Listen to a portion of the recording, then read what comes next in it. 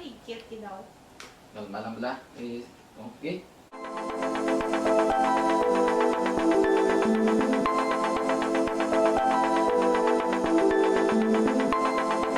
Hi guys! Welcome back to our YouTube channel.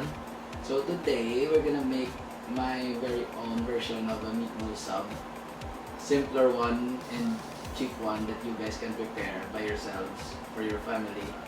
So I decided to make this because I was inspired by John Provo last night when I watched one of the episodes in the shop show. So let's start! The things we need are ground pork and ground beef. I'll tell you the ratio later. Some breadcrumbs, Kesong puti, Marinara sauce, 2 large eggs, fresh basil, salt and pepper to taste, and some garlic powder. Depends on what spices you want to use. And hot dog buns. And this one's like a Filipino style because we're gonna use Pandesal.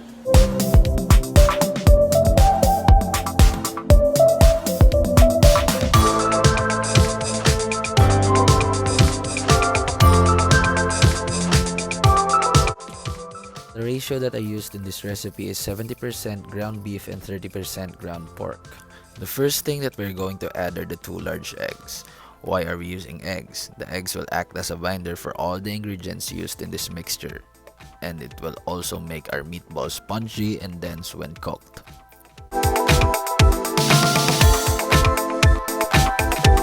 So, the next thing that we're going to add are the breadcrumbs. The breadcrumbs are one of the filler ingredients that will help with the texture of the meat.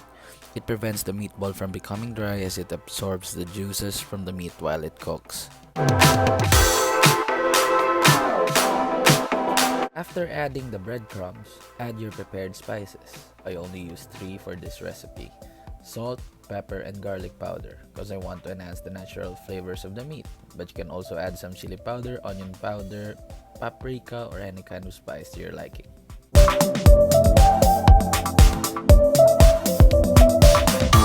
The last thing that we're going to add to this mixture is the freshly chopped basil. You can also use freshly chopped parsley or any kind of herb that you want. So after that, you can let the meat rest for like 30 minutes to an hour. After resting the meat, you can start molding them into meatballs. Using a weighing scale, I weigh them into 30 to 35 grams before molding.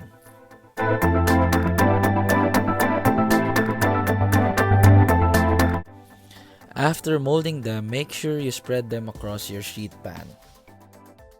Oh, and just so you know, I needed an extra pair of hands in this process because this process is gonna take a long time. But patience is a virtue, and if you want good food, you have to wait.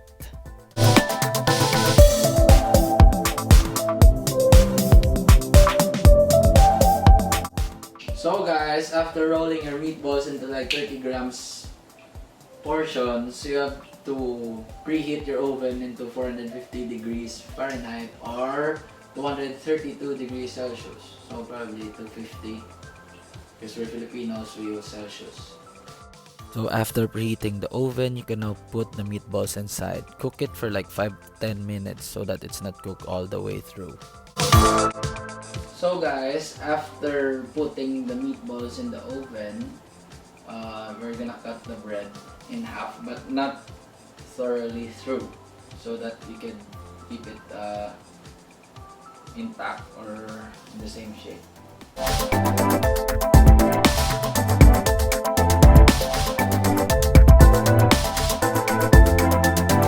So, while we're cutting the bun in half, let me give you other bread options that you can use.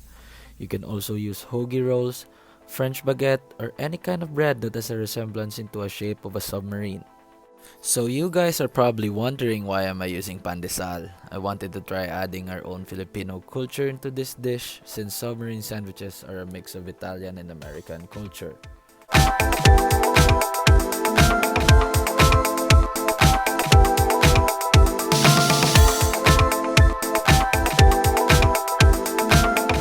Pull pull the meatballs out of the oven after 10 minutes. We don't want the meatballs to be overcooked since we're putting it back in together with the bread after the assembly. So after pulling out the meatballs out of the oven for like 5 to 10 minutes, depends on how you want it to be cooked. We're gonna set up on how we're going to assemble the sub. You can also toast the bread beforehand, before assembling it, or you can follow this method that I'm gonna use. I'm gonna assemble it first before putting it back inside the oven. So first thing, I'm gonna put 4 pieces of meatballs in each hotdog bun.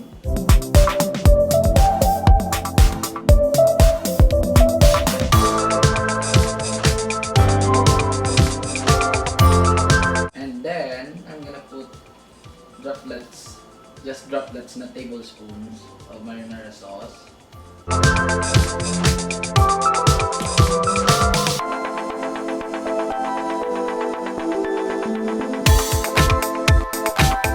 Then you can add the Kesong puti on top of it.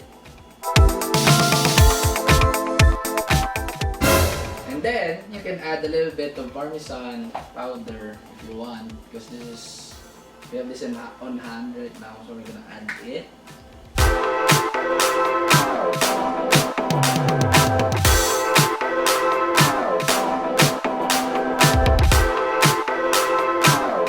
There are 2 reasons why I stuck up the subs that way. I stuck it in a tight position because I want to maintain the structure of the bread.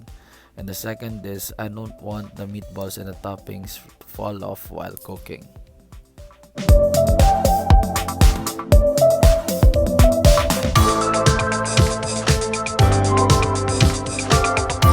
Kesong puti. Why kesong puti? Because as I've said earlier, I wanted to mix our own Filipino culture in this dish. Is kesong puti Filipino? Yes, its main ingredient is an skimmed milk from a calabaw, or what we call in our dialect, carabao.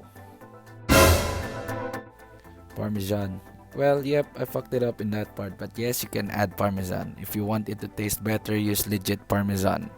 Not the powder, but from the wheel. If you can find Kesong puti, you can always use other kinds of cheeses like mozzarella or cheddar.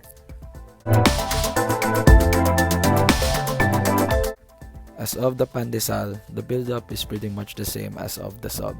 The difference is I only stocked up 1 meatball per sub.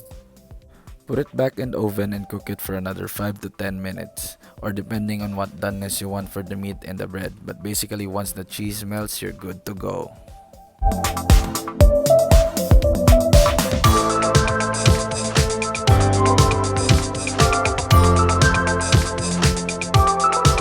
So there it is, our meatball sub and meatball desal. I suggest you add freshly chopped basil as garnish to add more color to the image of the sub, and yep, you can post it in your Instagram account.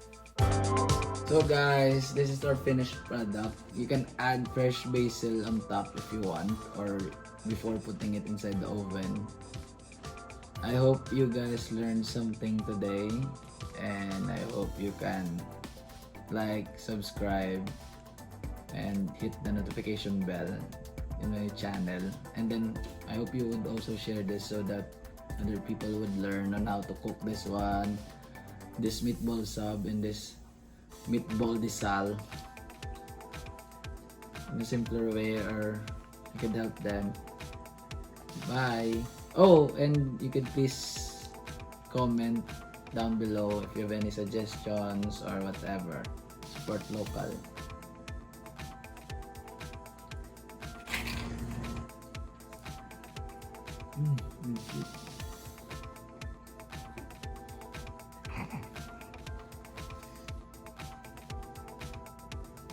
Let's go! Let's go!